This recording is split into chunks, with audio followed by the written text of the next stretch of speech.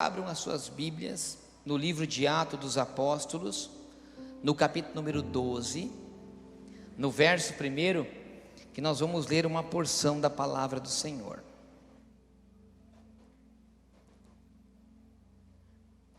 Hoje, antes de vir para cá, eu saí de casa, era umas 6 horas.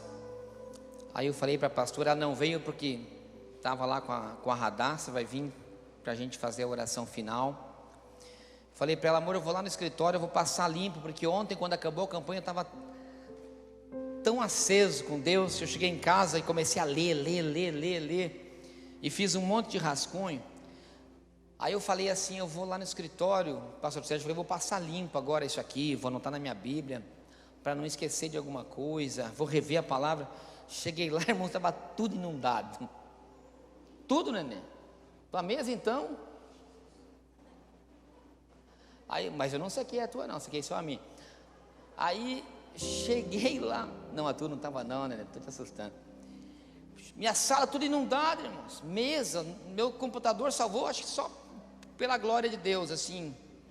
Os documentos tudo molhado, tudo azul, água azul, né? Azul dessa cor assim.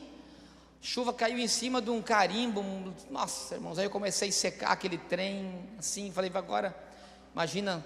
deixar aqueles móveis tudo molhado e encher tudo. Na verdade não consegui revisar nada, mas nós estamos aqui pela glória do Senhor. Estava lá secando, mas é assim, essa chuva é uma bênção, irmão, estava precisando, deixa chover. O telhado a gente arruma, o gesso arruma. Mas é uma palavra tremenda, irmãos, eu quero compartilhar com vocês. Vamos ler a palavra? Eu peço a graça do Senhor para transmitir o que o Senhor colocou no meu coração. Capítulo 12 do livro de Atos dos Apóstolos diz assim: por aquele mesmo tempo, o rei Herodes estendeu as mãos sobre alguns da igreja para os maltratar, e matou a espada Tiago, o irmão de João. E vendo que isso agradava aos judeus, continuou mandando prender também a Pedro. E eram os dias das festas dos pães asmos, que seria a Páscoa. E havendo prendido, o encerrou numa prisão, e entregando 4 quartetos de soldados para que guardasse, querendo apresentá-lo ao povo depois da Páscoa. Pedro, pois, era guardado na prisão, mas a igreja continuamente orava por ele a Deus. Eu vou repetir porque é tremendo. Mas a igreja fazia contínua oração por ele a Deus. E quando Herodes estava para comparecer naquela mesma noite, estava Pedro dormindo entre 2 soldados, ligado por 2 algemas, e os guardas diante da porta guardavam a prisão. E esse sobreveio o anjo do Senhor, e resplandeceu uma luz na prisão, e tocando a Pedro no lado, o despertou, dizendo: ei, levanta, depressa! E caíram-lhe as mãos, as algemas. Glórias a Deus. E disse-lhe o anjo: cinge-te, ata as tuas sandálias. E ele assim o fez. E disse-lhe mais: lança às costas a tua capa e segue-me.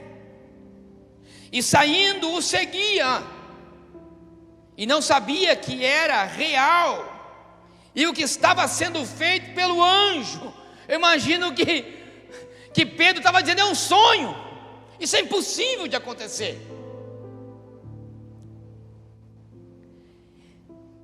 Mas cuidava que via alguma visão. E quando passaram a primeira e a segunda guarda, chegaram a uma porta de ferro que dá para a cidade, a qual lhe abriu por si mesma. Olha que tremendo.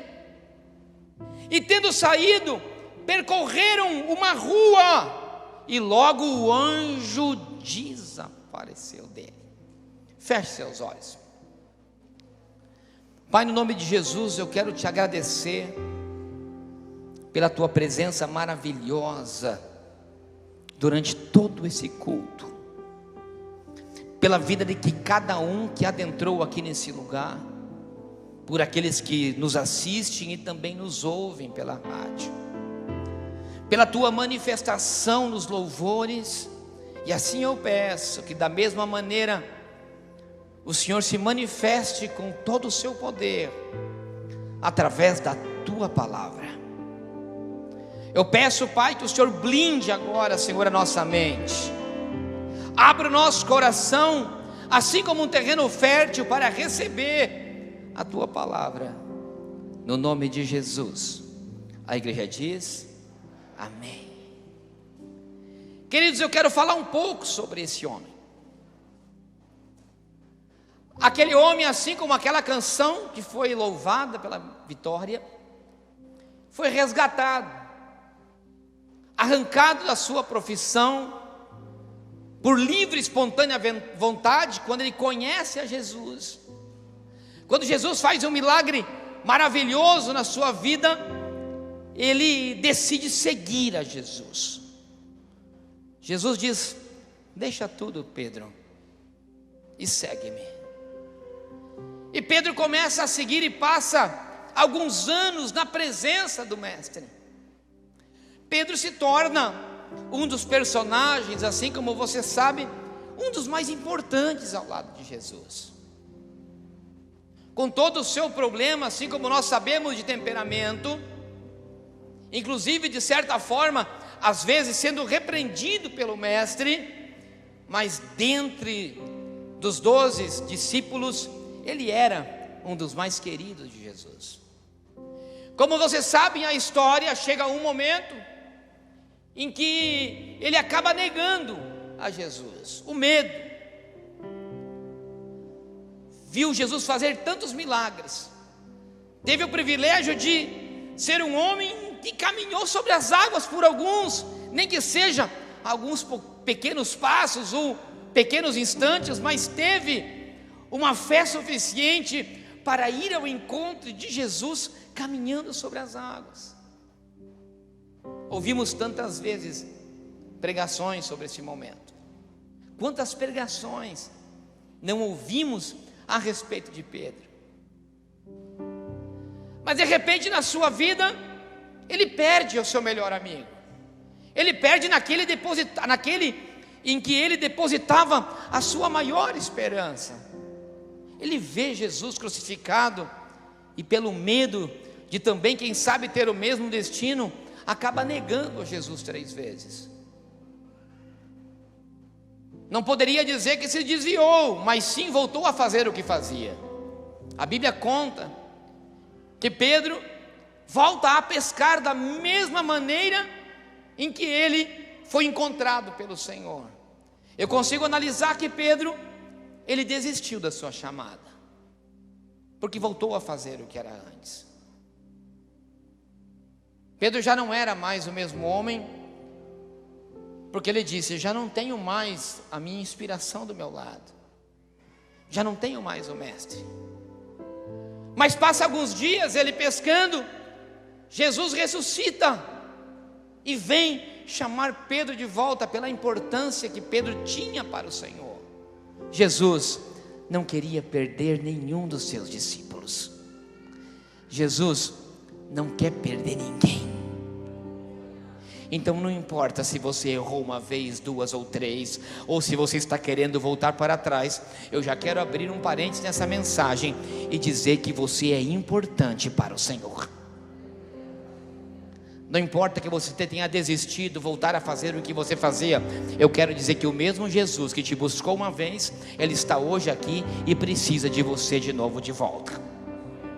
Jesus recruta Pedro de volta, e Pedro começa a caminhar de novo com Jesus, no seu corpo glorificado. E quem sabe, missionária Cecília, nós também um dia teremos o nosso corpo glorificado com Ele. Pedro via a Jesus e disse: eu tenho de volta a minha inspiração. Eu tenho de volta aquele que me fortalece do meu lado. Agora eu posso caminhar de novo com Ele. E começa Pedro a sua caminhada. Livro de Atos dos Apóstolos conta que Pedro estava ali, mas de repente Jesus sobe aos céus, desaparece de novo da presença de Pedro. Pedro, meio que perdido, ele faz algo. Jesus sobe aos céus, deixando uma palavra profética, dizendo: eu voltarei buscar vocês. Não se assustem, não temam. Mas quem sabe Pedro, olhando Jesus subir, ele diz: de novo não, Senhor. De novo tu vai me deixar sozinho. Tenho discípulos, mas tu é a minha segurança, Senhor. Não me abandona. Mas já não tinha mais jeito. Jesus desaparece entre as nuvens. Mas aí acontece algo. Pedro se reúne em oração. Sozinho? Não. Se reúne com a igreja que estava com ele. Os crentes se juntam para orar.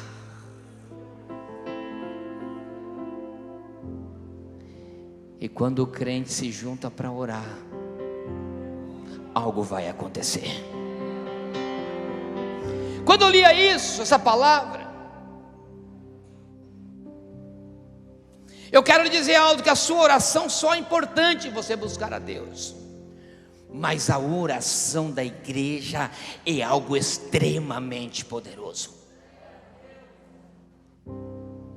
E quando eles estão clamando juntos, diz que vem um vento impetuoso que toca a vida de todos que estão dentro daquele cenáculo orando. Irmãos, quando a igreja se une para orar, o Espírito Santo toma conta do ambiente da igreja. Quando os crentes se reúnem com o mesmo propósito, com o mesmo foco, com a mesma unidade, algo diferente acontece no mundo espiritual. E aí eles foram cheios do Espírito Santo. O Espírito daquele que dia subiu, e que Pedro, quem sabe com lágrimas, viu desaparecer, tomava, não somente estava do seu lado, mas hoje tomava conta da vida de Pedro.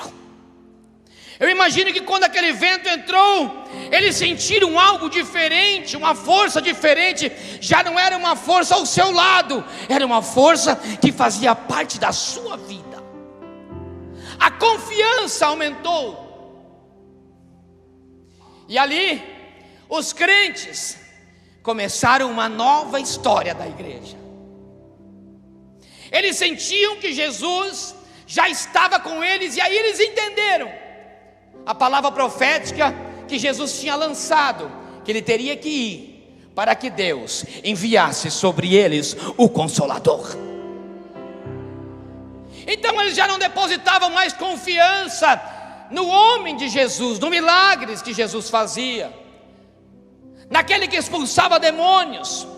Eles sabiam que eles, naquele momento, eram pessoas diferentes, porque o Espírito de Jesus estava com eles.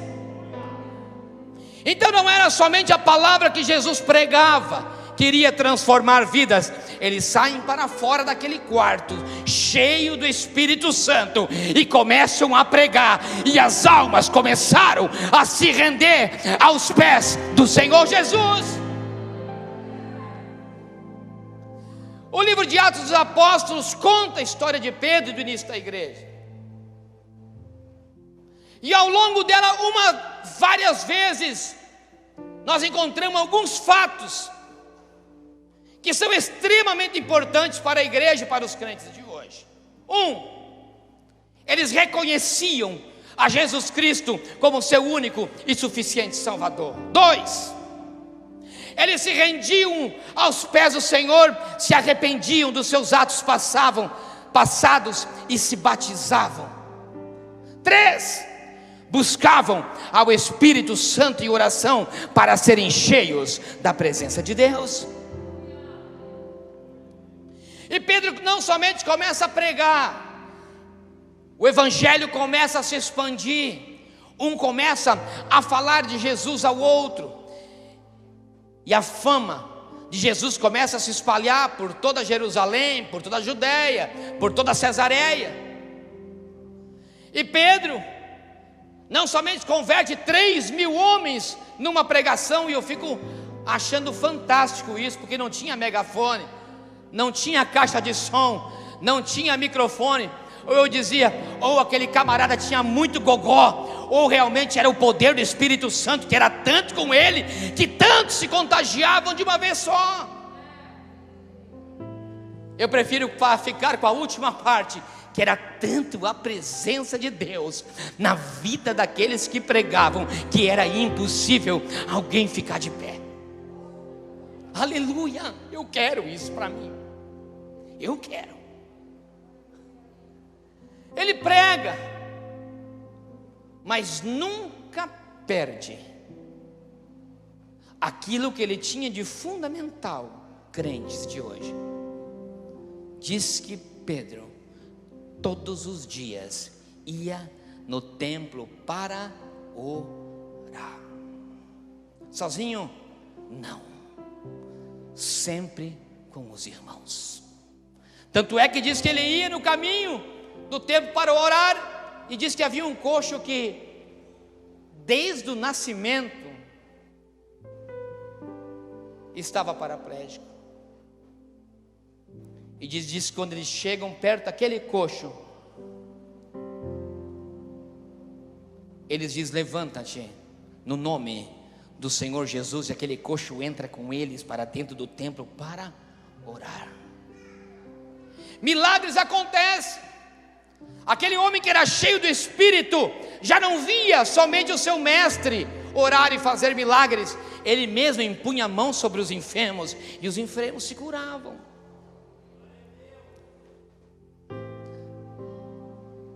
E assim o evangelho se expandia, e Deus cada vez mais usava a vida dos crentes do livro de Atos dos Apóstolos. Tanto é que tanto era a maneira em que eles se convertiam, que diz que eles vinham e depositavam aquilo que eles ganhavam aos pés dos apóstolos, porque eles queriam ajudar o evangelho, queriam ajudar aos outros, ajudar aos pobres, ajudar as pessoas que estavam necessitadas. Tanto que havia um casal chamado Ananias e Safira, que quiseram ficar com uma parte do dízimo e das ofertas. E aí, mais um dom toma conta da vida de Pedro, e o Espírito Santo traz uma revelação a Pedro, dizendo que eles tinham tocado algo que não era de Deus. Aquele homem que não só pregava com autoridade, não só curava, mas naquele momento tinha um dom que muitos de nós almejam, um dom de revelação. Esse era Pedro. Era usado de maneira poderosa nas mãos do Senhor, mas porque era Pedro? Não, é porque o Espírito Santo de Deus tinha se apoderado da vida de Pedro. O evangelho se expandiu e as pessoas iam se convertendo. Mas assim como havia o inimigo que sempre perseguia a igreja, assim como Jesus foi perseguido enquanto estava andando no meio de nós, Pedro também começou a ser perseguido, e a igreja, a primeira igreja, tanto que Estevão, um discípulo mais humildes, falei um pouco sobre ele ontem aqui, os irmãos lembram. Estevão foi levado para quem? Para os romanos? Não, foi levado para os sacerdotes, foi levado para o sinédrio, para render contas de um Jesus que tinha transformado a sua vida. E aquele homem foi apedrejado publicamente e morto. Quando Estevão morre, os crentes se assustam, porque a perseguição religiosa ela já estava sobre a vida daqueles que criam em Jesus. Irmãos, e sabe o que é o mais triste? Não é você ser perseguido pelo incrédulo, você ser perseguido por político, a pior coisa é você ser perseguido pelas pessoas que deveriam te ajudar, que deveriam acreditar em você. E os crentes ficam com medo e desaparecem, ficam um pouco pelos lugares, com medo também de morrer. Mas Pedro continuava firme. E quando aquele Estevão foi apedrejado, Herodes Agripa I, que não é o mesmo Herodes o Grande, que perseguiu e mandou matar os meninos, as crianças, era o seu neto que estava no poder. O seu neto, pastor Sérgio, ele era muito mais astuto do que Herodes o Grande. Agripa I, também chamado Herodes, era neto de judeus. E ele disse: eu posso conquistar algo ainda maior entre os judeus.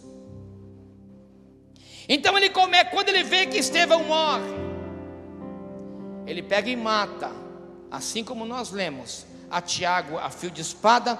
E os judeus, os religiosos, gostam disso.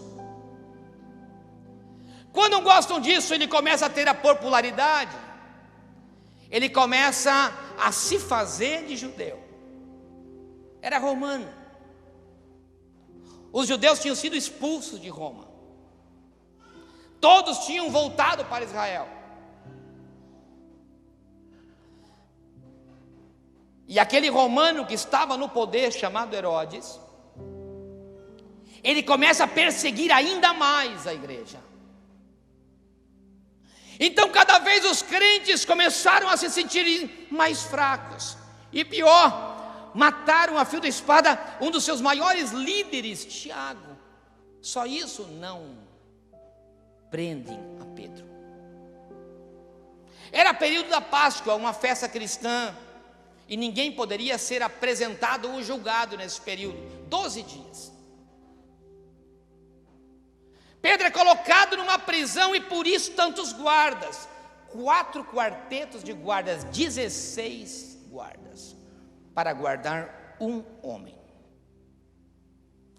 Herodes, quando se sentiu glorificado pela morte de Tiago, ele disse: agora eu mato o principal da igreja. O inimigo, irmão, escute o que eu vou lhe falar. O inimigo, ele não vai se contentar em derrubar o que está do teu lado.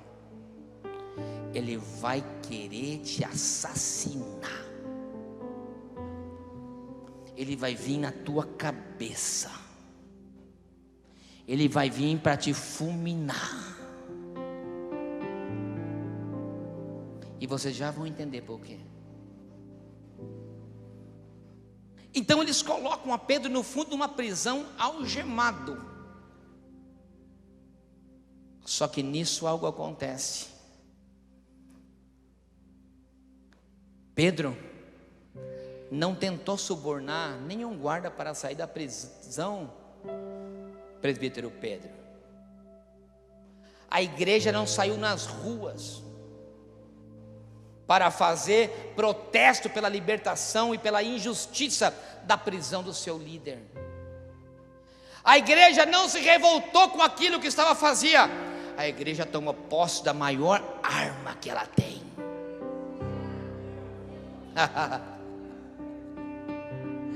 Verso 5: a igreja se reuniu para orar por Pedro.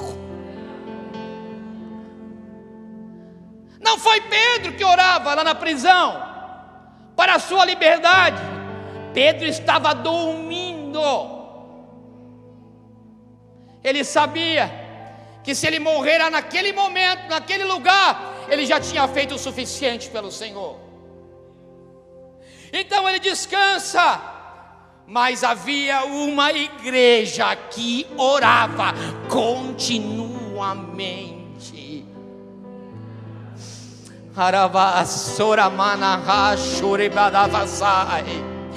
eu quero glorificar Deus pela tua vida, queridos, porque nós estávamos no meio da nossa campanha. Quando eu li esse versículo, o Espírito Santo me disse: eu estou contente com vocês, porque vocês estão orando continuamente a mim, continuamente, 21 dias, sem falha nenhum. A igreja que ora,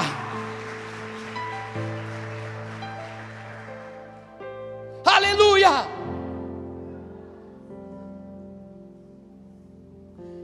E o que aconteceu? Estava Pedro, já chegando para os últimos dias, com a sua sentença. Herodes só estava esperando acabar os dias da Páscoa para trazer Pedro em uma praça pública, para acabar com a vida de Pedro. Mas havia crentes que oravam. E disse que quando chega na última vigília da noite, do último dia, aos 53 minutos, igual aos palmeirenses, segundo tempo,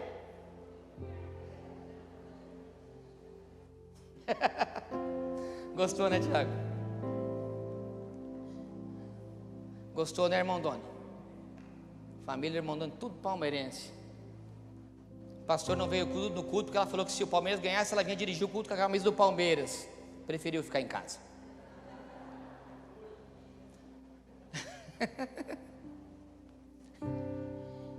(53 minutos, segundo tempo), um anjo desce e diz: acorda, Pedro, chegou a tua hora, Pedro.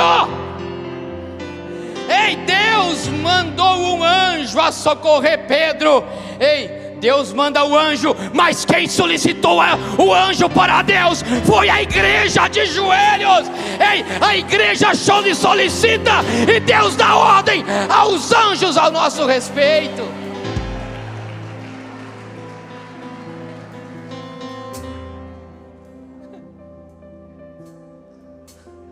Deus mandou o anjo, mas quem solicitou o anjo foi a igreja. Ei, meu irmão, não desiste de orar. Ei, igreja, não desiste de clamar. Que pode ser nos 53 minutos do segundo tempo que a tua oração, ei, o diabo não pode contra a oração da igreja. Diz a Bíblia que o inferno não prevalecerá contra a igreja do Senhor. Quando a igreja toma posição, eu estou cheio de Deus aqui em cima, irmão, sem brincadeira. Igual eu estava ontem. Ontem eu me segurava para não cair aqui, pastor Sérgio. Contei para os irmãos. Era tanta a presença de Deus no louvor que eu quase caí aqui. Eu digo, não vou cair, Jesus me deixa de pé, porque senão vai achar que o pastor está dormindo e está cansado.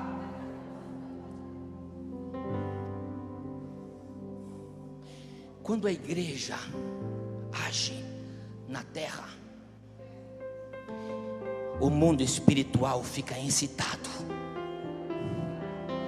Quando nós nos posicionamos na terra, dentro do propósito de Deus, as coisas começam a acontecer, irmão. Ei, o mundo espiritual e o terreno, ele é muito mais ligado do que você pensa. Deus manda um anjo. O anjo pega Pedro no colo.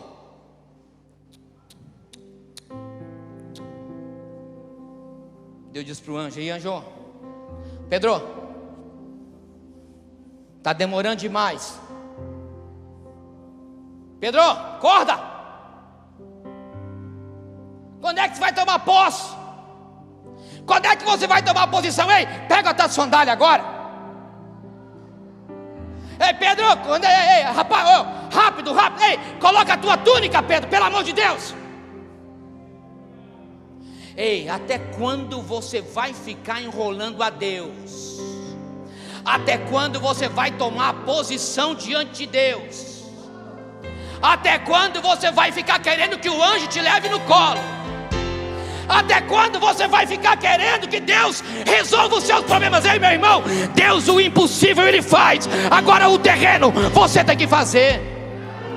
Então, ei, arranque esse espírito de que não posso, de que não sou, não valo nada, ei, de inferioridade, porque isso aí não provém do Senhor, porque o Espírito de Deus é ousadia, é poder e é autoridade. Então para de meninice, crente. Ou joga, ou pede para sentar no banco. Entra no jogo, porque o jogo ainda não acabou, porque o jogo só acaba quando o juiz apita.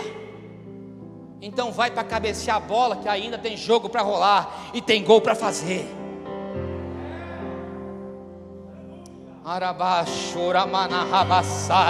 Ei, Deus precisa de uma igreja, assim como no livro de Atos dos Apóstolos, que se posiciona, que pode ter perseguição, pode ter o que for, mas ela faz uma coisa: se une no propósito de Deus. Se une à igreja, porque você sozinho não consegue fazer nada. Entra na unidade do Espírito com a igreja.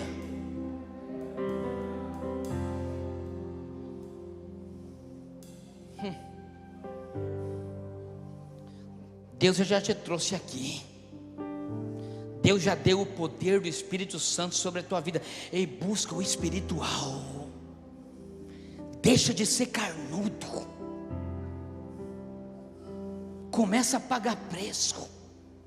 Começa a buscar o reino celestial, porque o terreno vai terminar. Diz que haverá uma nova Jerusalém que entrará nesse lugar. Novo céu e nova terra será feito.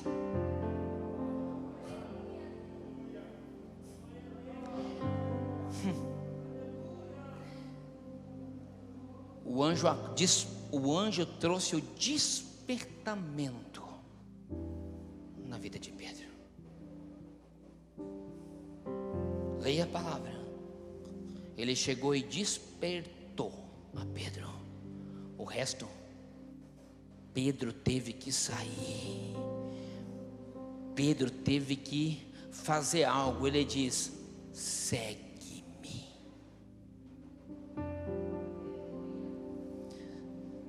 O Espírito Santo traz libertação sobre a tua vida. Arranca as algemas. O mesmo anjo que despertou a Pedro colocou uma injeção nos guardas, uma injeção de anestesia, que eles não conseguiriam se mexer e nem ver o que estava acontecendo. Ei, Deus vai imobilizar o inimigo ao teu redor, mas você vai ter que se mexer, querido. Calçar sandália, colocar a capa e sair para fora da prisão, porque as algemas já não estão mais nas suas mãos. Já há liberdade no Senhor. Já há liberdade no Senhor. Porque um dia teve alguém que intercedeu por você, teve um dia alguém que pagou um preço por você, ou simplesmente como Paulo, Deus te escolheu e apareceu para você com uma chamada poderosa sobre a sua vida. Eu disse ontem, gente, se acha que se Deus não queria, não tinha fulminado Herodes, se acha que Deus não queria, não tinha libertado ao fio da espada a Tiago. Você acha que se Deus não queria, não tinha impedido ao líder da igreja a ser preso? Ei, meu irmão, escute uma coisa: você ser pastor, ser líder, ter chamada, não te isenta da perseguição do inimigo. Mas eu te digo outra coisa: tudo no plano de Deus tem um propósito. Tudo.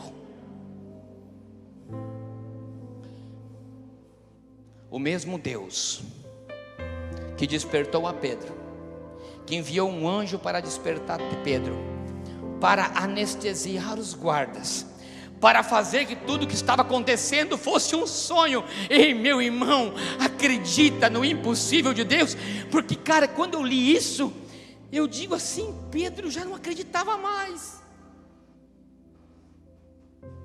Ele disse: eu vou morrer. Mas o plano ainda não tinha terminado.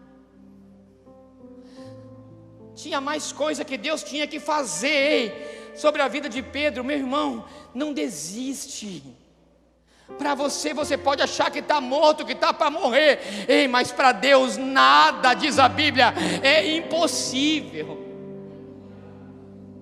Você pode se sentir injustiçado, limitado, encarcerado.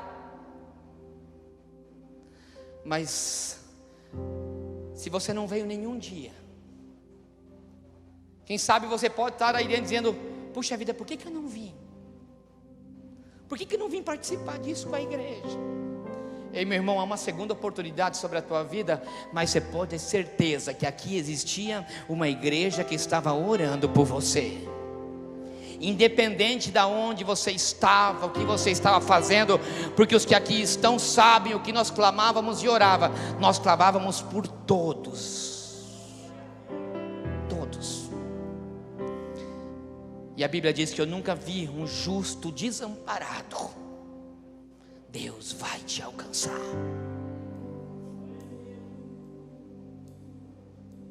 E diz a Bíblia que Pedro sai.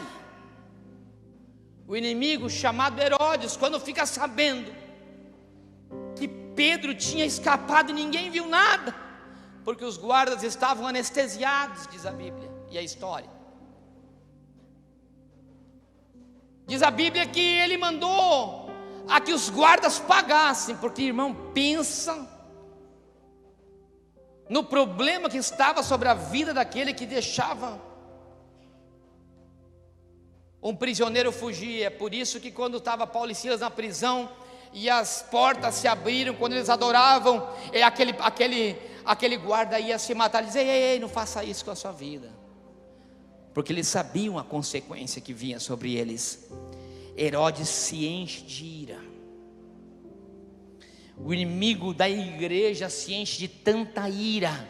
Aí você diz assim: agora ele vai vir com tudo. Mandou sim matar os guardas, mas sabe o que ele faz? Quando ele morre de vergonha, quando Pedro desaparece, o que ele faz?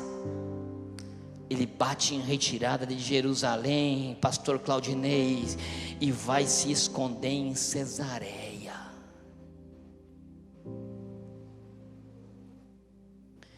A Bíblia diz: resiste ao diabo e ele fugirá de vós. O inimigo da igreja começou a bater em retirada, e Pedro começou a andar livre para fazer aquilo que ele mais queria. Esse tormento na sua vida vai terminar. O inimigo vai bater em retirada, ele vai longe. Termina por aí? Não, porque o mesmo Deus que estava olhando para Pedro ir para a prisão foi o mesmo Deus que incitou a igreja a dobrar os seus joelhos e orar. Foi o mesmo Deus que mandou o anjo para libertar, mas é o mesmo Deus que não deixa o injusto impune. Diz a Bíblia no verso 23 que estava Herodes, o bambambam, se achando o adorado dos judeus, o querido de Roma, o matador de crente, o exterminador. Diz a Bíblia que ele coloca o seu terno mais lindo para uma conferência, senta no trono, e os judeus, aqueles que deveriam ter aceitado a Cristo como seu único e suficiente Salvador e ter seguido, começam a ovacionar e dizer: Herodes é praticamente um Deus. E diz que Herodes se enche de orgulho e quer tomar a glória de Deus para ele. Diz que naquele mesmo momento, o mesmo anjo que libertou e tocou a vida de Pedro, diz que vem e toca a vida de Herodes, e ele começa a apodrecer e ser comido vivo por vermes. Escute, o mesmo anjo, não tente fazer vingança com as suas próprias mãos. A vingança não é do crente. E não se preocupa, que o mesmo Deus que trouxe libertação para a sua vida, Ele vai tocar na vida do teu inimigo e Ele vai destruir por você. Herodes é comido vivo por vermes e morre de uma maneira mais podre que alguém poderia morrer, fedendo. Diz que ninguém conseguia chegar perto de Herodes, de tanto que ele fedia, porque os vermes comiam a sua carne em vida.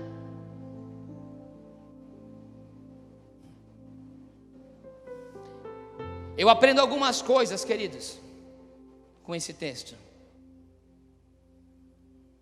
Que a oração da igreja é poderosa em todos os seus efeitos.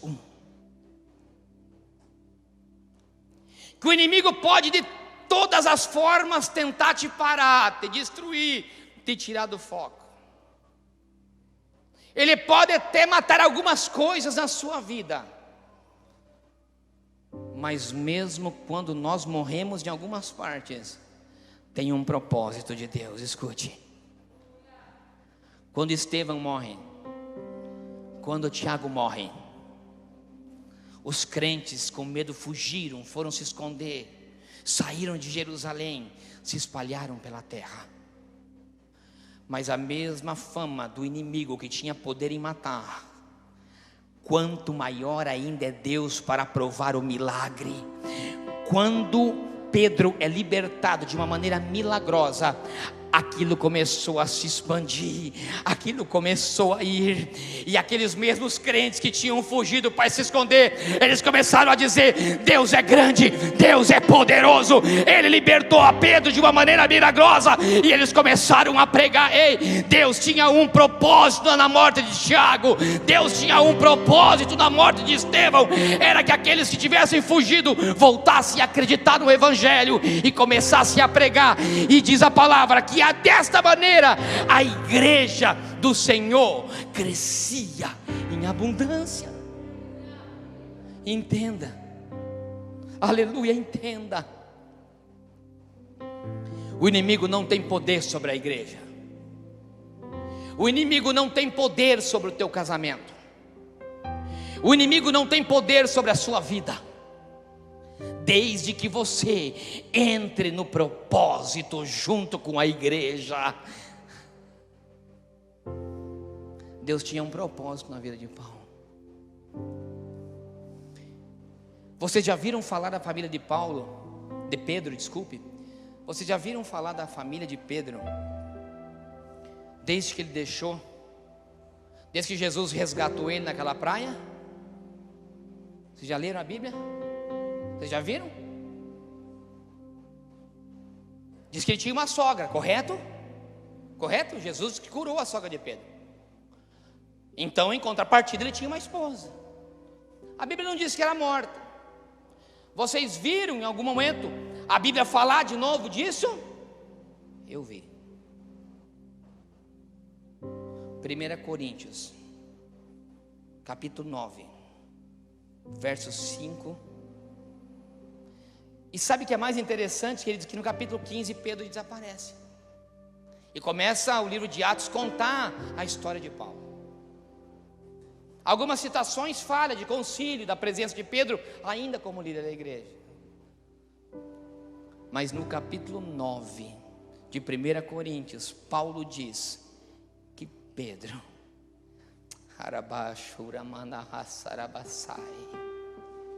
preste atenção no que eu vou lhe dizer. Diz que Pedro, Paulo escreve, diz que Pedro pregava a palavra com a sua esposa.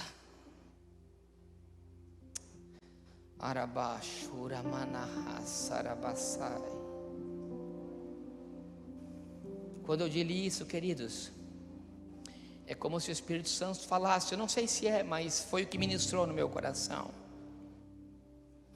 que Deus tinha algo ainda para fazer na vida de Pedro, na sua família.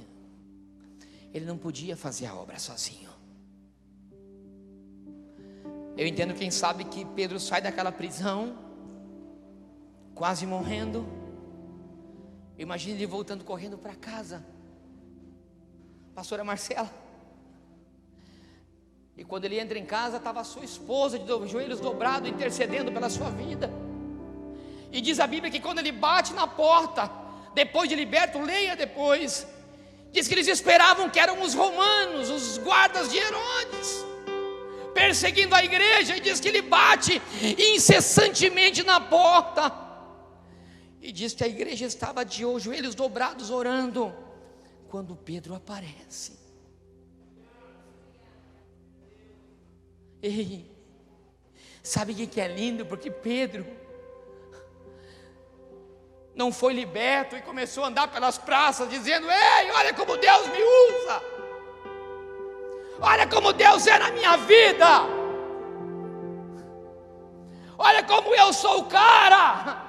Diz que ele voltou correndo para os braços daqueles que estavam intercedendo por ele. Ei, meu irmão, nós temos que ter uma unidade de gratidão. E eu imagino ele chegando, quem sabe estava a sua esposa lá. Ela corre para os seus braços, abraça ele e diz para ela: ei, amor, vamos parar com esse negócio de ficar um para cada canto. Ei, vamos fazer a obra junto, porque Deus nos deu uma segunda oportunidade. Deus me agarrou, me arrancou da morte. Ei, não se separa mais de mim não, esteja comigo. Ei, vamos na oração junto, vamos na igreja junto. Arabassuramanai. Meu irmão, Deus tem um plano poderoso na família. Deus tem algo tremendo na unidade da família, nos jovens, nas crianças. Igreja, vamos se levantar em unidade, em oração, porque Deus tem coisa tão linda para fazer no meio de nós, na sua vida. Nós somos uma igreja que ora, e Deus vai fazer. Não desiste dos teus sonhos e dos teus propósitos. É o que eu quero te dizer nessa noite. Creia. Acorda, Pedrão. Bota a tua sandália de novo, pega a tua túnica, porque as portas já estão abertas para você.